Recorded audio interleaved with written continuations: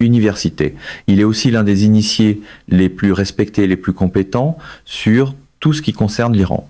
Et d'ailleurs, permettez-moi de dire en aparté d'un point de vue personnel que c'est un homme très correct pour ce que ça vaut. Et je veux commencer par ce qui semble maintenant être quelque chose d'indécent. Voici le président des États-Unis, professeur Marandi, qui parlait il y a quelques instants des négociations et de leur déroulement. Voici ce qu'il a à dire. Je veux avoir votre réaction après. Lancez l'extrait, Jean. Que nous annulions le voyage, nous avons toutes les cartes en main, nous n'allons pas passer 15 heures dans des avions tout le temps à faire des allers-retours pour remettre un document qui n'était pas assez bon. Alors nous traiterons par téléphone et ils peuvent nous appeler quand ils veulent. Encore une fois, nous avons toutes les cartes en main, il ne leur reste pratiquement plus d'armée. Il ne leur reste plus de dirigeants. Nous ne savons pas qui sont les dirigeants. Personne ne sait qui est le dirigeant. Je ne pense pas qu'ils sachent eux-mêmes qui sont les dirigeants, ce qui est très important. Pas de leadership, pas d'armée, rien. Nous pourrions leur parler, ou peut-être pas. Et vous savez quoi? Je ne pense même plus avoir envie de leur parler. Que pensez-vous de ce commentaire? Je pense que c'est un autre signe de désespoir pour être très direct. Il a parié sur cette guerre et il a échoué. Il aurait dû savoir dès le début ce qui allait se passer. Apparemment, d'après ce que nous entendons, il n'avait pas prévu que les Iraniens riposteraient contre des positions américaines dans le golfe Persique, ni que les Iraniens prendraient le contrôle du détroit d'Ormuz. Et je pense aussi qu'en plus de cela, les États-Unis, de manière générale, ont sous-estimé les capacités de l'Iran en matière de missiles et de drones, ainsi que le nombre considérable de missiles et de drones qu'ils possèdent dans leurs bases souterraines, et leur capacité de production. Alors maintenant, il veut obtenir à la table des négociations, les concessions qu'il n'a pas réussi à obtenir sur le champ de bataille, et cela ne se produira tout simplement pas. Donc, à moins qu'il ne change de cap, je pense qu'il est tout à fait possible que nous ayons une autre guerre d'agression menée par les États-Unis contre l'Iran. Juste pour clarifier les choses, il a mentionné 2 éléments, et je veux que vous y répondiez. Il dit que l'Iran n'a plus de leadership et qu'il ne lui reste plus d'armée. Est-ce que l'une de ces affirmations est vraie? Je pense que tout le monde sait maintenant que ces affirmations sont fausses. Le leadership de l'Iran est clair. Il y a une constitution. Nous avons un guide. Nous avons un président. Nous avons le chef du pouvoir judiciaire, le président du Parlement. Nous avons le président du Conseil suprême de sécurité nationale. Et dans le cas des négociations avec les Américains, c'est le Conseil suprême de sécurité nationale qui joue le rôle le plus important. Quelle que soit la décision qu'il prend, si le guide l'approuve, elle est appliquée. Ils ont désigné le président du Parlement, le docteur Kalibaf, qui est aussi membre du Conseil suprême de sécurité nationale, pour être responsable des négociations. Donc il est clair comme le jour que chaque aspect de la société iranienne a des personnes responsables de sa gestion. Et dans le cas des affaires stratégiques, le rôle du Conseil suprême de sécurité nationale est très clair. Les forces armées y ont des représentants. Le gouvernement y a des représentants. Les chefs des 3 branches du gouvernement sont présents et le guide a 2 de ses propres représentants dans ce conseil. Il y aura évidemment toujours des divisions. Il y a des divisions dans n'importe quel pays. Mais au bout du compte, quels que soient les débats, quelles que soient les discussions, lorsque le docteur Kalibaf s'assoit et prend une décision, avec l'appui du Conseil suprême de sécurité nationale et du guide, c'est la position finale. Je dois vous poser cette question, parce que j'y ai beaucoup réfléchi. Je n'étais jamais certain que cette guerre allait réellement se produire. Je ne pensais pas qu'elle aurait lieu, mais je me disais que si elle arrivait, il y avait de fortes chances qu'elle ne tourne pas bien pour l'Iran. Évidemment, l'Iran m'a donné tort, comme il a donné tort à la plupart des gens dans le monde. Qu'en pensiez-vous? Êtes-vous surpris que l'Iran se retrouve soudainement dans une meilleure position militaire, économique et aux yeux du monde, avec son contrôle sur le golfe Persique et grâce à son association avec le Yémen, dans d'autres parties du golfe également? Je veux dire, toutes ces choses qui se produisent, ce n'est pas Rick Sanchez qui dit cela, et je sais que c'est pas Mohamed Marandi qui le dit, beaucoup de gens que j'interviewe et des experts partout dans le monde le disent. L'aviez-vous prévu? Oui, j'étais convaincu que les États-Unis seraient vaincus dans cette guerre, et j'étais convaincu que le Hezbollah aussi se comporterait très bien dans ces circonstances, cette guerre de 39 jours que nous avons vue. Je dirais peu être que les forces armées et l'État ont fait un peu mieux que ce à quoi je m'attendais, mais au bout du compte, je m'attendais à ce que les États-Unis échouent. Et je pense que le vrai problème, c'est que les Américains, les élites à Washington croient à leur propre propagande. Les médias répètent essentiellement les récits que les dirigeants américains veulent entendre. Et il y a eu des gens sensés à Washington qui se sont exprimés et qui ont dit la vérité, mais ils ont toujours été punis et marginalisés. Je veux dire, il y a 2 personnes qui ont travaillé à la Maison-Blanche, comme Flint et Hilary Mann Leverett. Ils ont travaillé sous l'administration George Bush. Flint Leverett a démissionné à cause de la guerre en Irak. Ensuite, comme universitaires, ils se sont assis et ont écrit un livre intitulé Going to Tehran, même. Et essentiellement, ils ont traité de nombreux mythes au sujet de l'Iran. Ils ont parlé des dangers qui se profilent s'il n'y a pas une forme de rapprochement. Nous y voilà, aujourd'hui, et ils avaient proposé une feuille de route. Ils ont été attaqués par tout le monde, littéralement. Les gens des groupes de réflexion, les décideurs, les élites. C'est un très bon livre.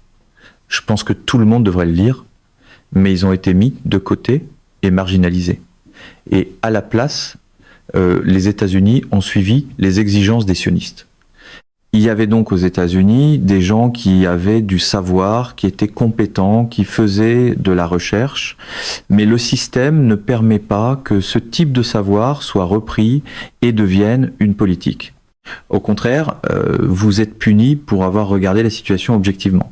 Et même, par exemple, pendant de nombreuses années, j'ai dit que si les États-Unis attaquaient l'Iran, l'Iran les punirait dans le Golfe Persique. Mais j'ai toujours été ridiculisé par les journalistes et les décideurs occidentaux, qui me traitaient de propagandiste du régime, comme ils aiment le dire. Eh bien non, ce n'est pas vrai. Non, attendez, vous savez pourquoi je pense qu'ils ont pu douter de vous et de gens comme moi? Parce que, vous savez, professeur Mohammad Marandi, on nous a tous dit que les États-Unis avaient la plus grande armée de l'histoire du monde, que leur système de défense antibalistique était incompréhensible par rapport à ce qu'ils pouvaient faire, et tout cela s'est révélé faux. Mais qui aurait pensé que ce serait ainsi? Qui aurait pensé que le système de missiles Patriot serait essentiellement une cochonnerie comparée à ce qu'on nous avait dit qu'il allait être, n'est-ce pas? Je veux dire, on ne peut pas reprocher aux gens de... Non, je ne parle pas de vous, Rick, évidemment, vous êtes un bon ami proche et nous avons passé beaucoup de temps ensemble à discuter de ces choses. Je parle de ces journalistes occidentaux des grands médias qui aujourd'hui répètent essentiellement tout ce que dit la Maison-Blanche ou ce que dit l'establishment politique. Même ceux qui méprisent Trump quand il s'agit de l'Empire vont quand même répéter les absurdités qu'on leur dit, de dire ils peuvent le mépriser, mais ils font quand même partie de cette classe, que beaucoup d'entre nous appellent maintenant la classe Epstein. Ou bien ils sont influencés ou contrôlés par la classe Epstein. Ils ont donc refusé d'écouter, qu'il s'agisse d'écouter des gens comme vous ou moi, ou les auteurs de Going to Tehran et d'autres. Le problème, c'est qu'ils sont tous là à se répéter les uns les autres, et au bout du compte, c'est ce qui a provoqué cette situation pour les États-Unis. Et au lieu de tirer des leçons de leur folie, ils persistent. Vous savez, ce qu'on apprend dans des livres comme celui que vous avez mentionné, Going to Tehran, c'est que le courant israélien, comme vous dites, sioniste, essaie depuis très longtemps d'amener les États-Unis à faire cela. Ils ont essayé d'amener Bush à le faire, Clinton à le faire, Obama à le faire. Tous les présidents qui sont venus avant Trump se sont fait dire « vous devez envahir l'Iran ». Vous devez attaquer l'Iran, vous devez déclencher une guerre avec l'Iran. Pourquoi pensez-vous qu'il a fallu que Trump soit celui qui tombe dans cette persuasion ou cet argument? C'est une excellente question et je n'en ai vraiment aucune idée. Je pense qu'une partie de la réponse tient à l'influence immense du lobby sioniste et à la somme extraordinaire d'argent qu'il a reçue du lobby sioniste, ce qui est sans précédent. Mais ensuite, il y a des questions sur le fait de savoir s'il est compromis ou non. Et certaines de ces décisions, Rick, pour être vraiment quand on y pense, certaines de ces décisions défient toute logique. Elles défient toute raison. Et même ce genre d'argent qu'il reçoit du lobby sioniste ne suffit pas à rendre ces décisions cohérentes. Donc, à mon avis, les chances qu'il soit profondément compromis, oui, votre connexion coupe un peu, mais restons là-dessus parce que je pense que c'est une vidéo importante. Je veux faire jouer un extrait sonore ici parce que cela touche un peu au caractère de Monsieur Trump. C'est juste après que le guide suprême iranien a été assassiné, essentiellement éliminé avec sa famille, et Monsieur Trump a fait un commentaire à ce sujet. Et je veux, si nous l'avons Jean, que vous nous le fassiez jouer. Le voici. L'ancien guide suprême de l'Iran, l'ayatollah Khamenei, est mort. Cet homme misérable et vil avait le sang de centaines et même de milliers d'Américains sur les mains, et il était responsable du massacre d'innombrables milliers d'innocents dans de nombreux pays. Hier soir, partout en Iran, les voix du peuple iranien pouvaient être entendues en train d'applaudir et de célébrer dans les rues lorsque sa mort a été annoncée. Je me demande si c'est exactement le contraire qui s'est produit. En fait, je ne me le demande pas vraiment parce que mes sources en Iran me disent que c'est exactement ce qui s'est passé. Ce genre de langage, assassiner quelqu'un puis le salir et le traiter de misérable et de vil. Je me demande, professeur, si cela n'a pas rapproché encore plus les gens du gouvernement qu'ils ne l'étaient lorsque j'étais là-bas et que je rencontrais des Iraniens. Есть ли лекас? Oh, absolument. Vous savez, en Iran, selon des sondages réalisés au fil des années, la République islamique a toujours bénéficié d'un degré élevé de légitimité publique. Oui. Et le guide a toujours été en tête de toutes les autres personnalités publiques en matière de popularité. Il a ses opposants, il y a des gens qui le détestent, vous pouvez les rencontrer dans les rues, vous pouvez les rencontrer dans les taxis, dans les autobus, sur les campus, mais il y a toujours été une personne respectée. Son martyr a fait de lui une superstar aux yeux de tant d'Iraniens. Et depuis qu'il a été assassiné, chaque soir dans les rues de Téhéran et partout dans le pays, on voit d'immenses foules se rassembler. À Téhéran, comme la ville est très grande, elles sont dispersées dans différents quartiers. Quand je quitte la maison le soir, disons pour aller dans un studio quelque part, pour une entrevue, je passe, si c'est loin, devant plusieurs de ces rassemblements. Et cela dure depuis 2 mois. Il est clair que l'unité que nous avons aujourd'hui peut être sans précédent, peut être même plus forte qu'au début de la Révolution, même si j'étais enfant à l'époque. Mais permettez-moi de vous donner une seule preuve que personne ne peut réfuter. Lorsqu'il a été assassiné aux côtés d'un certain nombre de hauts responsables militaires qui étaient dans une réunion séparée, les forces armées iraniennes ont immédiatement répondu en moins d'1 heure. Les gens dans les rues ne se sont pas précipités vers les stations-service. Il n'y avait pas d'immenses files d'attente dans les supermarchés pour acheter du pain, des conserves ou ce que les gens font habituellement dans ces moments de crise. Les choses sont restées très normales pendant 1 semaine entière. Nous n'avions pas de nouveaux guides. Bien sûr, conformément à la Constitution, nous avions un conseil de direction composé du président, du chef du pouvoir judiciaire et d'un représentant du conseil des gardiens. Mais nous n'avions pas de guide et nous ne pouvions pas en avoir pendant 1 semaine complète parce qu'ils tentaient de bombarder le rassemblement qui devait choisir le nouveau guide, l'assemblée des experts. Donc, pendant 1 semaine entière, nous n'avions pas de guide. Pourtant, les forces armées et l'État, le gouvernement, les différentes institutions gouvernementales qui étaient bombardées fonctionnaient normalement et les gens vaquaient à leur vie quotidienne. Cela montre, et les gens étaient bien sûr dans les rues en très grand nombre, que c'était les gens pendant cette semaine critique qui maintenaient les choses ensemble, qui s'assuraient que le pays fonctionnait normalement, qui s'assuraient que tout restait stable et calme. Donc ce que Trump dit, c'est évidemment le même genre d'absurdité qu'il dit toujours lorsqu'il parle de l'Iran. Mais cela fait partie du récit en Occident qui les pousse toujours à mal calculer lorsqu'il s'agit de l'Iran. Je pense donc qu'il est compréhensible que des gens aient pensé que l'Iran allait échouer et être vaincu, non pas parce que les gens sont comme eux, mais parce qu'ils sont tellement submergés par la propagande. Des gens, pas seulement aux États-Unis, mais partout dans le monde, des amis à moi en Chine et ailleurs, ont dit exactement la même chose que vous. Ils pensaient que l'Iran allait s'effondrer. Ils pensaient que l'Iran ne pourrait pas tenir plus de quelques jours. Des experts de l'Iran, des experts de notre région, des gens qui sont très bons amis et qui sont compétents. Mais la puissance de l'Empire, les médias de l'Empire et le récit de ces médias sont si écrasants que les gens ont du mal à imaginer que les États-Unis, la superpuissance, puissent être vaincus de cette manière. Que se passe-t-il maintenant avec l'Iran ? Parce que selon toutes les indications, l'Iran est maintenant une force avec laquelle il faut compter et il est considéré par de nombreux experts, y compris des experts de l'université Johns Hopkins, le professeur Hanke, un économiste reconnu mondialement, qui m'a dit la semaine dernière que l'Iran a maintenant rejoint la famille des pays qui composent les nations les plus viables et les plus importantes économiquement au monde. Aux côtés de la Chine, aux côtés de la Russie et de l'Inde, et bien sûr des États-Unis, en raison de ce qu'il a montré pouvoir faire militairement. Parce que l'Iran contrôle maintenant et continuera de contrôler le Golfe Persique, en raison de sa relation avec le Yémen, qui contrôle d'autres détroits importants. Il détient maintenant 30% du GNL, du pétrole et des fertilisants du monde, par exemple. Cela place l'Iran dans une position complètement différente. Sans parler du fait que son économie est maintenant plus forte qu'elle ne l'était avant l'attaque. Comment mettez-vous tout cela en perspective pour les gens ? Eh bien, je suis d'accord pour dire que l'avenir de l'Iran sera différent de son passé.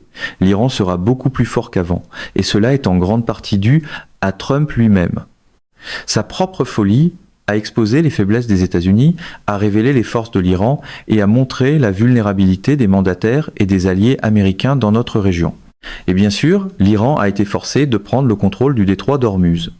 Non pas qu'il ait eu l'ambition de le faire avant la guerre, mais après la guerre, ils ont dit « Eh bien, nous allons devoir obtenir des réparations de ces pays qui ont aidé les États-Unis dans notre région et nous voulons nous assurer qu'à l'avenir, le Golfe Persique ne soit pas une plateforme pour une autre guerre contre l'Iran. » Cependant, pour le moment, la principale discussion ici est qu'est-ce qui vient ensuite ? Et cela, personne ne le sait vraiment.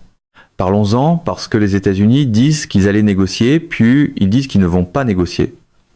Ensuite, ils envoient le vice-président, mais le vice-président n'arrive pas avec un plan. Les Iraniens arrivent avec un plan, et les États-Unis ne savent pas quoi dire à propos de ce plan. Puis M. Trump insiste pour envoyer Jared Kushner et M. Witkoff, deux personnes avec qui je ne comprends pas pourquoi les Iraniens accepteraient même de s'asseoir et de parler, compte tenu de leur passé. Et je veux dire, c'est un mot juste à utiliser, même comme journaliste, des coups de poignard dans le dos par le passé pendant les négociations, leur lien avec Bibi Netanyahou, et le fait que Bibi Netanyahou est maintenant allé devant les caméras pour dire que les personnes qui négocient avec l'Iran lui rendent compte après les négociations. Cela place l'Iran dans une situation où l'on peut se demander pourquoi négocier avec les États-Unis si c'est pas une négociation de bonne foi, n'est-ce pas ? Quelle est la position iranienne actuellement sur les négociations avec les États-Unis ? Eh bien, comme vous le savez, l'Iran se prépare à la guerre et la guerre pourrait être très proche. Mais l'Iran continue tout de même à négocier parce que l'Iran veut que la communauté internationale et le peuple iranien sachent qu'il a essayé. Il veut être vu comme le camp raisonnable, comme il l'a fait par le passé. Avant la guerre de 12 jours, nous négocions même si nous savions que les États-Unis et le régime israélien allaient attaquer. Cette guerre précédente, la guerre du Ramadan, cette guerre de 39 jours dont nous venons de terminer au moins la première partie, je suis sûr que vous vous souvenez que avant qu'elle ne commence, nous négocions avec les Américains et le ministre omanais des Affaires étrangères avait dit que des progrès importants avaient été réalisés. Mais l'Iran savait que les États-Unis allaient attaquer. Malgré cela, il voulait que l'Iran, parce qu'en Iran, pour de nombreuses raisons, et vous en avez mentionné quelques-unes vous-même, les gens sont très unis aujourd'hui. Mais le gouvernement iranien, l'État, veut s'assurer que les gens qui sont en quelque sorte au milieu ou dans une zone grise voient que le camp iranien n'est pas le problème. Et les négociations font beaucoup, surtout quand vous les menez avec quelqu'un comme Trump qui, je pense, a détruit le soft power américain plus que quiconque dans l'histoire des États-Unis. Donc, lorsque vous êtes perçu comme négociant et que les États-Unis sont perçus comme menaçant votre pays d'anéantissement, menaçant d'effacer une civilisation, évidemment, cela crée beaucoup plus de sympathie à travers le monde, mais aussi à l'intérieur du pays. Cela crée plus de résistance et de résilience face à d'éventuelles frappes. Donc, si les États-Unis attaquent ce soir, demain soir, ou dans un avenir proche, ce qui est tout à fait possible, sinon probable, la résilience des Iraniens ordinaires est renforcée par le fait qu'ils savent que leur gouvernement a tenté d'empêcher cela. Quand vous dites qu'ils attaquent, eh bien, ils ont déjà attaqué. Vous voulez dire utiliser des troupes au sol ou engager les marines? Ou bien ne l'ont-ils pas déjà fait dans l'histoire qu'on nous a racontée au sujet de cet hélicoptère ou de cet avion qui a été abattu? Oui. Ce qu'ils cherchaient vraiment à faire, c'était trouver l'uranium enrichi de l'Iran et le voler. Mais nous avons aussi eu 39 jours de frappes aériennes lourdes, jour et nuit, 24 heures sur 24. 3400 personnes ont été massacrées le premier jour, 168 petits écoliers, dans une école primaire, principalement des filles dans la ville de Minab, ont été anéantis. Et les Américains n'ont jamais reconnu leur rôle dans cela, encore moins présenté des excuses. Donc cela pourrait recommencer parce que Trump, au lieu de chercher une porte de sortie, semble jusqu'à maintenant choisir l'escalade. Il aurait pu avoir une porte de sortie lorsque nous nous souvenons tous qu'il y avait un accord de cessez-le-feu. Il devait y avoir un cessez-le-feu régional, puis l'Iran devait autoriser des pétroliers supplémentaires appartenant aux pays qui ont aidé les États-Unis dans leur guerre contre l'Iran, le Koweït, les Émirats, l'Arabie Saoudite et Bahreïn, l'Iran, devaient autoriser davantage de leurs navires à passer par le détroit d'Ormuz. Netanyahou a violé le cessez-le-feu en bombardant massivement le Liban, et l'Iran a donc refusé de laisser passer ses navires supplémentaires. Puis, finalement, après 10 jours, Netanyahou a été forcé d'arrêter, et l'Iran a dit « D'accord, maintenant nous allons ouvrir le détroit d'Ormuz au transport maritime supplémentaire ». Et ensuite Trump, au lieu d'utiliser cela comme une occasion, comme une porte de sortie, a dit « Je vais maintenir un embargo, un siège contre les ports iraniens ». Et l'Iran a donc dit « Eh bien, si c'est ce que vous allez faire, alors nous ne laisserons pas ces navires passer ». Et maintenant nous en sommes là. Nous sommes donc à un point où il est difficile d'imaginer comment Trump va trouver une porte de sortie. Et je pense donc que les risques d'escalade sont très élevés, même si certaines personnes disent que l'armée américaine le met en garde contre cela. Mais Trump est Trump. Si Trump attaque encore davantage l'Iran, ou va plus loin, ou utilise des troupes au sol, ou n'importe laquelle des nombreuses choses que l'armée américaine pourrait faire, même si la plupart des responsables militaires à qui j'ai parlé disent que ce serait une mission insensée, quelle serait la réponse de l'Iran? Je vous pose cette question parce que il y a eu beaucoup de discussions sur la possibilité de frapper les usines de dessalement dans les pays du Golfe Persique, ce qui détruirait véritablement les économies de ces pays et créerait un énorme problème migratoire, peut être même mondial. L'Iran ferait-il cela? Eh bien, l'Iran ne veut pas cette guerre. L'Iran a été victime de la guerre et ces pays ont rendu cette guerre possible. Ils ont aidé les États-Unis à mener cette guerre. Et si les États-Unis lancent une deuxième phase dans cette guerre ou une deuxième étape dans cette guerre, ils seront complices parce que sans eux, c'est pas possible. L'Iran ripostera conformément aux actions des États-Unis et du régime israélien. S'il commence à frapper des infrastructures critiques iraniennes, alors l'Iran fera la même chose au régime israélien et à ces pays du Golfe Persique qui ont rendu ces frappes possibles. Le problème pour ces régimes en particulier, c'est que nous nous dirigeons vers les mois chauds dans le Golfe Persique, chauds et humides, et je suis sûr que vous savez exactement comment c'est dans des endroits comme Dubaï et ailleurs. S'il frappe des infrastructures critiques iraniennes, l'Iran devra riposter. C'est sa dissuasion.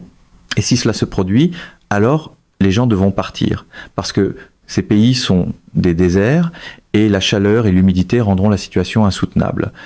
Même les troupes américaines dans ces pays ne pourront plus rester parce que la météo sera terrible littéralement dans un mois. Habituellement, à la mi-mai, il commence à faire chaud, mais à la fin mai et au début juin, cela devient vraiment intolérable, surtout pour les gens qui ont vécu dans un mode de vie très confortable. Je me demande pourquoi l'Iran continue de négocier avec les États-Unis et s'il ne serait pas dans son intérêt de créer une approche plus multilatérale de ces négociations. Je comprends la place d'Oman. Je comprends la place du Pakistan.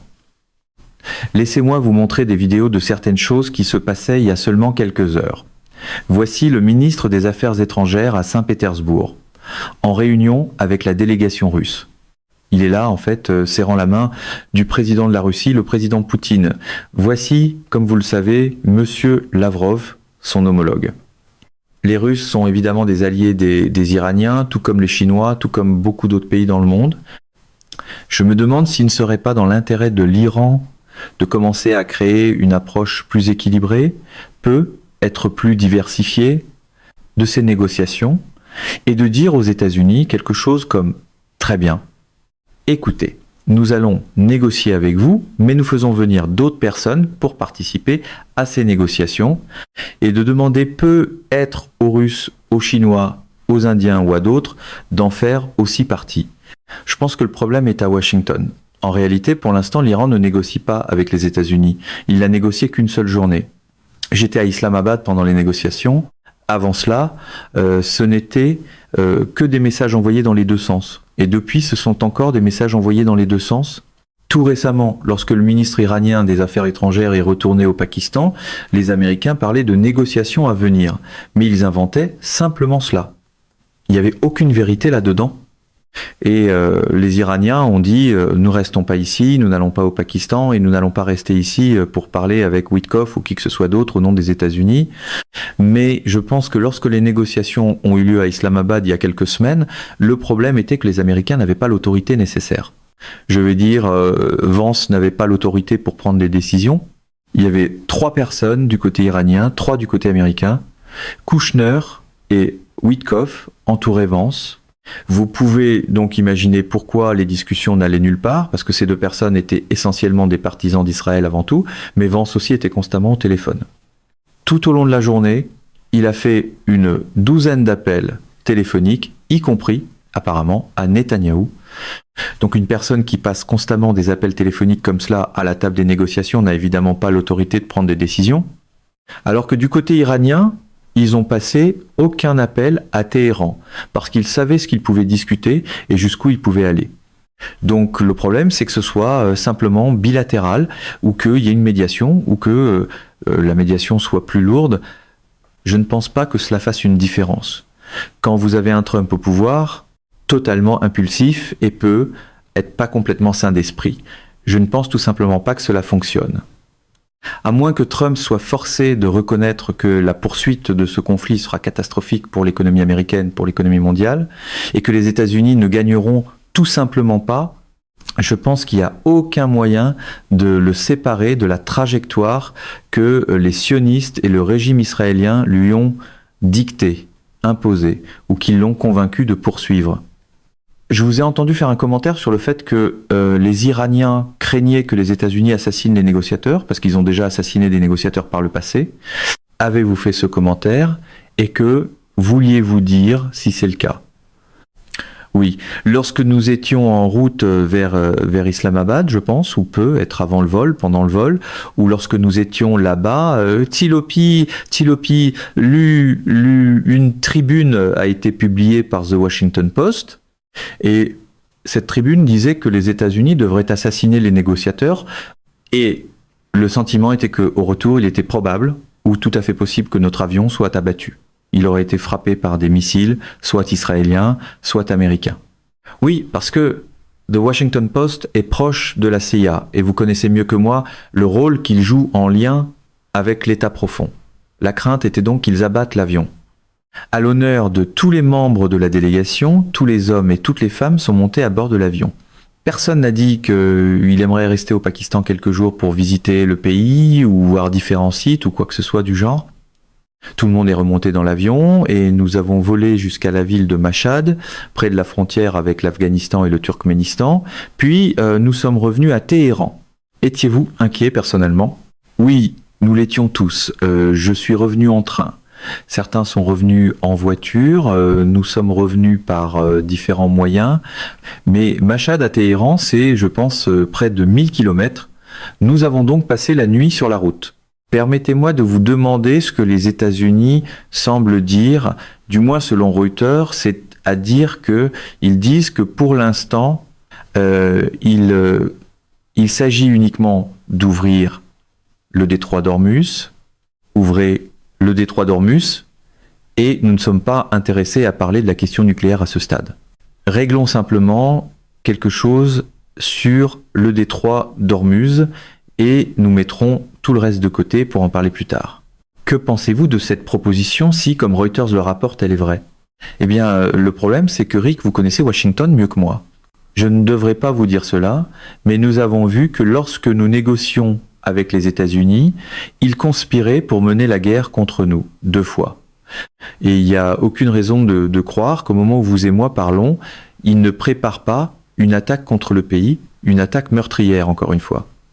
Trump, dans son désespoir, pourrait faire n'importe quoi. Et bien sûr, Netanyahou pousse aussi fort que possible pour que cette guerre continue. Les gens raisonnables reconnaîtraient que ce que Trump fait est en train de détruire l'économie mondiale. Et s'il continue sur cette voie destructrice, cela mènera à une dépression économique mondiale. Pas une récession, mais une dépression. Je suis donc certain qu'il y a des gens sensés à Washington qui mettent en garde contre cela. Mais Trump, je pense, se soucie davantage de lui-même que de toute autre chose. Et il ne veut pas être perçu comme vaincu. Mais je ne vois aucune route vers la victoire pour lui. La seule porte de sortie serait pour lui de simplement déclarer victoire et de s'en aller, puis de laisser ces gens répéter sans cesse qu'il a été victorieux. Mais les chances qu'il persiste et qu'il parie dans l'espoir de pouvoir d'une manière ou d'une autre vaincre l'Iran sont, je pense, assez élevées. Donc au fond, peu importe ce que l'équipe Trump ou le régime Trump dit, l'Iran se prépare au pire. Mais en même temps, l'Iran est prêt à négocier si les États-Unis respectent d'abord leurs engagements actuels. Nous avons un accord de cessez-le-feu et Israël massacre des gens au Liban en violation de cet accord et les États-Unis ont imposé un siège au port iranien. Si nous devons aller à la table des négociations, ce qui a déjà été convenu doit d'abord être mis en œuvre par les Américains. On dirait donc qu'il n'y a pas vraiment de cessez-le-feu. En fait, la plupart diraient qu'il n'y en a pas. Parlons de quelque chose d'un peu sensible. Nous venons de mentionner les armes nucléaires et le fait que les États-Unis disent, eh bien, nous pourrons parler du nucléaire plus tard, nous allons laisser cela de côté pour l'instant. Si c'est effectivement le cas, comme l'a rapporté Reuters, le guide suprême qui a été assassiné par les États-Unis avait, selon ce qui est rapporté, une fatwa contre l'arme nucléaire. Et il y a maintenant des questions sur le fait de savoir si son fils, qui lui a succédé, et dont certains disent qu'il est un peu plus agressif que son père, c'est la description utilisée par certains, je ne la confirme évidemment pas, serait moins enclin à vouloir maintenir cette fatwa. Que pouvez-vous nous dire à ce sujet? Je ne sais pas si son fils a des opinions très différentes de celles du martyr, mais je le sais vraiment pas. Je l'ai jamais entendu dire quoi que ce soit parce qu'il n'était pas une figure publique avant le martyr de son père. S'il marchait dans les rues, les gens ne l'auraient pas vraiment reconnu. Il n'a jamais été à la télévision, jamais dans les médias. Il enseignait dans des séminaires religieux à un très haut niveau ou à des étudiants de haut niveau dans les séminaires. Il travaillait dans le bureau de son père. Il a étudié à l'université ainsi que dans des séminaires religieux et des universités. Il donnait des conférences, mais il n'était pas une figure publique. Donc il connaît la politique et l'État, puisqu'il travaillait dans le bureau de son père, et il est aussi, comme je l'ai dit, un érudit de haut rang, mais il n'est pas connu du public. Et je ne l'ai donc jamais entendu dire quoi que ce soit de précis sur la posture nucléaire de l'Iran. Mais je n'ai vu aucun signe indiquant que l'Iran changeait sa position au sujet des armes nucléaires. Et je dois donc conclure que la position de l'Iran est qu'il s'oppose aux armes nucléaires. Dernière question, parce que je sais que j'ai pris beaucoup de votre temps, et vous êtes toujours si aimable de faire cela. Vous et moi ne nous sommes pas parlé depuis longtemps, sauf par texto ou autrement, lorsque nous discutons de la vie et d'autres choses. Donc, je pense à chaque fois que je vous regarde chez Pierre Morgan ou dans l'une de ses émissions, je vous vois vous battre contre la manière dont le monde est dessiné selon certains de ces idiots que vous avez le malheur de devoir affronter. Pour eux, par exemple, l'Iran est seulement un régime et jamais un gouvernement. Les dirigeants sont toujours décrits comme des radicaux et jamais vraiment comme des dirigeants. Ils ne leur accordent même pas le crédit d'être cela. Il y a donc toujours ce jeu de mots qui est pratiqué, qui fait croire aux gens en Occident en particulier que l'Iran n'est pas un gouvernement légitime. que c'est même pas un pays légitime, que les gens y sont tous opprimés, etc., etc., etc. Vous connaissez l'histoire mieux que moi. Pouvez-vous expliquer aux gens, je l'ai vu moi-même évidemment, et je dois partager avec nos téléspectateurs que lorsque j'étais là, j'ai trouvé que les Iraniens faisaient partie des personnes les plus gentilles que j'ai jamais vues. J'ai trouvé que leurs dirigeants étaient prêts à répondre à des questions difficiles de ma part, parfois quand je leur demandais « En faites-vous assez ? Pourquoi n'en faites-vous pas assez sur l'économie ? Avez-vous puni ces gens qui étaient dans ces manifestations ? Avez-vous tué des gens qui étaient dans ces manifestations ? Allez-vous leur donner un procès équitable, etc., etc. » J'ai posé toutes ces questions en Iran, le même type de questions que j'aurais posées aux États-Unis, et j'ai arrêté des mollahs dans les rues et je leur ai posé des questions sur qui ils sont, ce qu'ils font et ce qu'ils représentent. Donc j'ai vraiment eu le sentiment, lorsque j'étais en Iran, d'être dans une démocratie d'après tout ce que j'ai vu de mes propres yeux comme journaliste, n'est-ce pas ? Pas parfaite évidemment, mais une démocratie. Comment comparez-vous l'Iran dans vos mots ? Vous y avez vécu toute votre vie et vous avez passé du temps en Amérique. Comment compariez-vous cela avec le système américain actuel que nous avons aujourd'hui aux États-Unis ? Que doivent savoir les gens, professeur ? Eh bien, d'abord, aucun dirigeant iranien ne se trouve dans les dossiers Epstein. Et les dirigeants iraniens en général, lorsque les gens les voient, l'attente est qu'ils se comportent comme des gens ordinaires. L'attente est que les dirigeants iraniens ne devraient pas être très riches, non pas que les affaires privées ou le secteur privé soient mal vus, mais les dirigeants, et plus vous montez dans la hiérarchie, ne devraient pas avoir un mode de vie qui dépasse largement la classe moyenne, disons. Des milliardaires. Exactement. Ils ne devraient pas être milliardaires, ils ne devraient même pas être millionnaires. C'est l'attente des gens ordinaires à l'égard des dirigeants iraniens. Et en plus, je dirais qu'il y a beaucoup de problèmes en Iran. Si vous vous asseyez dans un taxi, si vous prenez le métro, si vous montez dans un autobus en ville, vous entendrez les gens dire toutes sortes de choses. Ils attaqueront le gouvernement, ils attaqueront le guide, certaines personnes attaqueront Dieu, peu importe. Ils diront ce qu'ils veulent dire. Mais de manière générale, lorsque vous regardez ce qui se passe en Iran aujourd'hui, une guerre menée contre lui, un siège contre le pays, littéralement par l'Occident collectif, si cette République islamique d'Iran n'avait pas le soutien populaire de cette nation très instruite, probablement l'un des pays les plus instruits au monde, oui, si elle n'avait pas ce soutien populaire, elle ne durerait pas. Toutes ces sanctions de pression maximale, toutes ces guerres, toutes ces insurrections militaires violentes que les agences de renseignement occidentales mènent, elles ne tiendraient pas. Et cette guerre en particulier où les États-Unis ont vraiment déployé tout ce qu'ils avaient en matière de puissance aérienne et de puissance de missiles, bien sûr avec l'aide de leurs mandataires et alliés régionaux, la seule raison pour laquelle l'Iran a pu résister, c'est évidemment qu'il avait une stratégie militaire fantastique, des bases souterraines de missiles et de drones, tout cela, c'est vrai. Mais si vous n'aviez pas le soutien populaire, cela n'aurait pas survécu. Cela n'aurait pas survécu. Et encore une fois, je conseillerais à vos téléspectateurs de lire ce livre, parce qu'il existe très peu de bons livres en anglais sur l'Iran. Le livre Going to Tehran de Flint et Hilary Mann Leverett. Je pense qu'ils verront que le récit sur l'Iran est très différent de la réalité. Oui. En fait, ces deux anciens responsables gouvernementaux proposent une voie à suivre et ils mettaient en garde contre ce qui se passait, contre ce qui allait arriver à l'avenir, et contre exactement ce dont nous sommes témoins aujourd'hui. Ils avertissaient que cela allait se produire. Professeur, merci de vous être joint à nous. Vraiment, j'ai l'impression que les gens dans la salle de contrôle disent « Nous ne pouvons plus mettre Rick Sanchez et le professeur Marandi ensemble, parce qu'ils parlent trop longtemps. » Peut être que cela tient au fait que je suis cubain et que vous êtes perse, et que nous avons simplement tendance à beaucoup parler. Je ne sais pas ce que c'est, mais je pense que c'est tout à fait possible. Il y a en fait de très très fortes similitudes, à mon avis, d'après mes expériences en Amérique latine, entre la culture iranienne et la culture latino-américaine. C'est gentil de votre part de dire cela, et vous êtes un homme bon. Merci beaucoup. Merci beaucoup, professeur, d'avoir pris le temps de vous joindre à nous encore une fois, et nous nous reparlerons très bientôt. Et j'espère que je viendrai en visite. Mesdames et messieurs, notre émission d'aujourd'hui s'arrête ici. Nous vous invitons à partager votre avis personnel dans la section des commentaires ci-dessous.